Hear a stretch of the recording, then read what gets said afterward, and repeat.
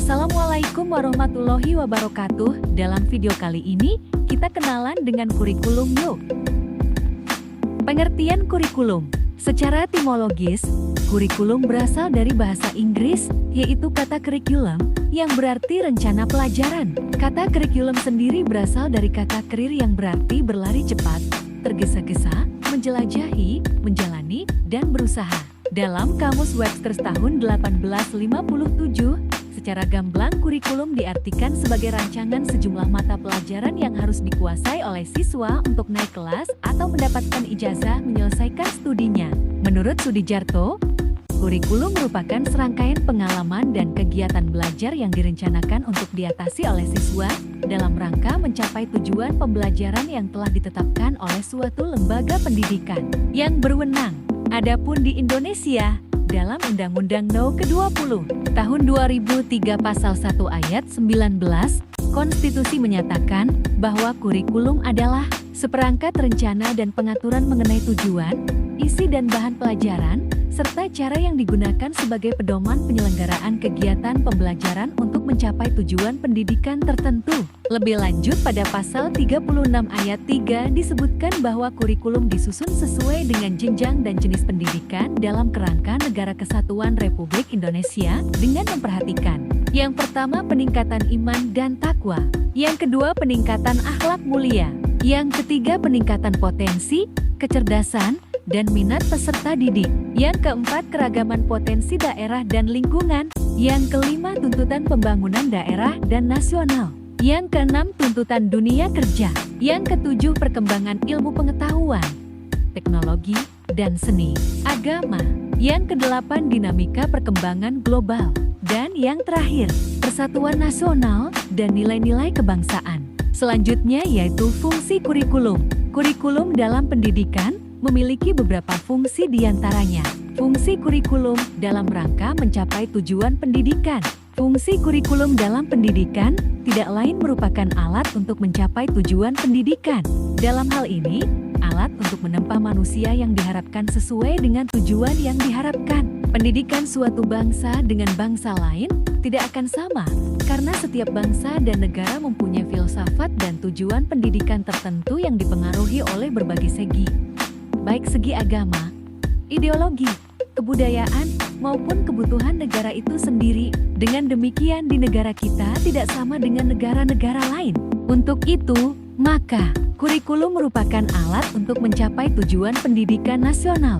Kurikulum merupakan program yang harus dilaksanakan oleh guru dan murid dalam proses belajar mengajar guna mencapai tujuan-tujuan itu. Kurikulum merupakan pedoman guru dan siswa agar terlaksana proses belajar mengajar dengan baik dalam rangka mencapai tujuan pendidikan.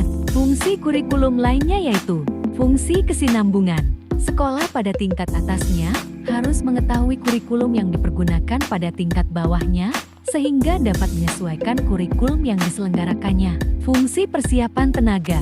Bila mana sekolah tertentu diberi wewenang mempersiapkan tenaga guru bagi sekolah yang memerlukan tenaga guru tadi, baik mengenai isi, organisasi, maupun cara mengajar.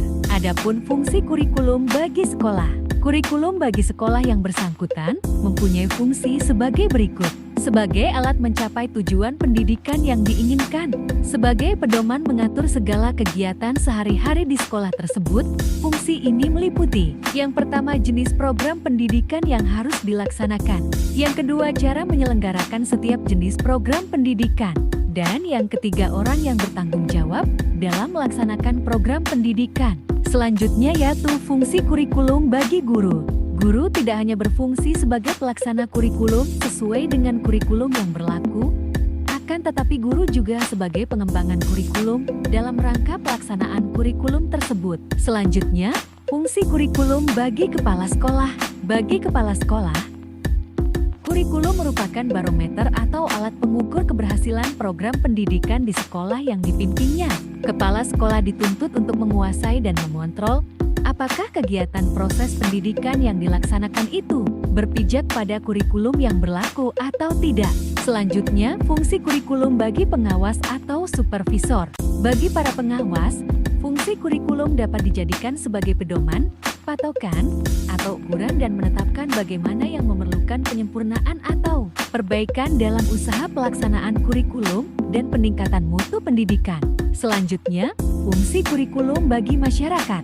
Melalui kurikulum sekolah yang bersangkutan, masyarakat bisa mengetahui apakah pengetahuan, sikap, dan nilai serta keterampilan yang dibutuhkannya relevan atau tidak dengan kurikulum suatu sekolah. Selanjutnya, fungsi kurikulum bagi instansi atau perusahaan.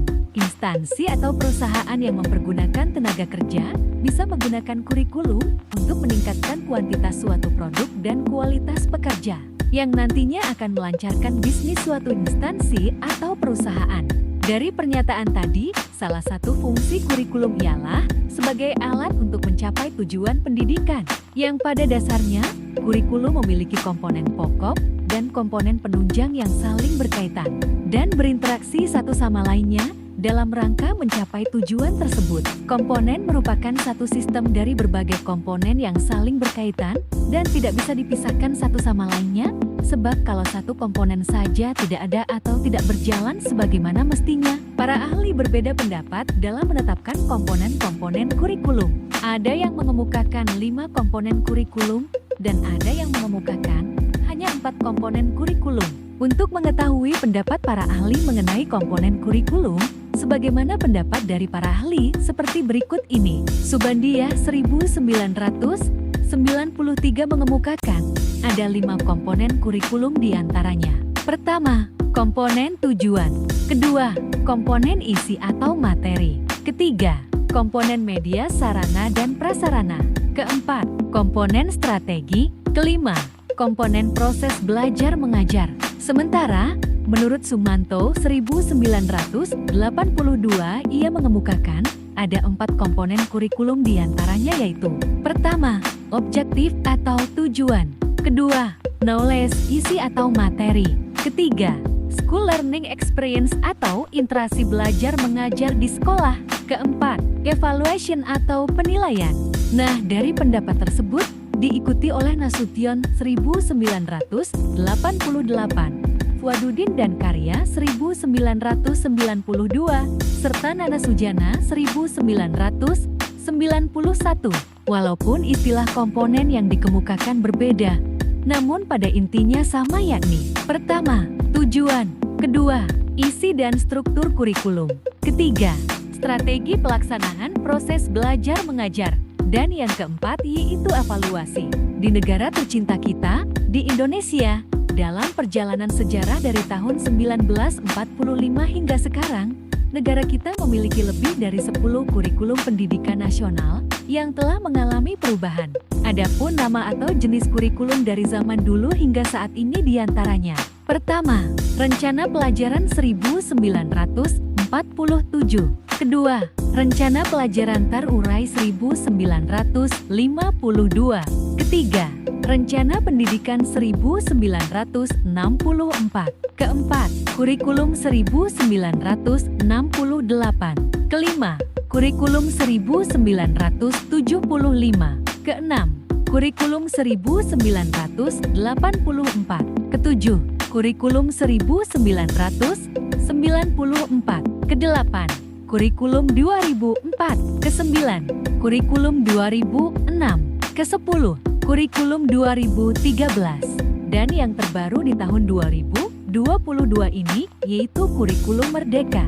Nah, itu tadi adalah definisi, fungsi dan komponen serta macam-macam kurikulum yang ada di Indonesia. Semoga bermanfaat dan terima kasih.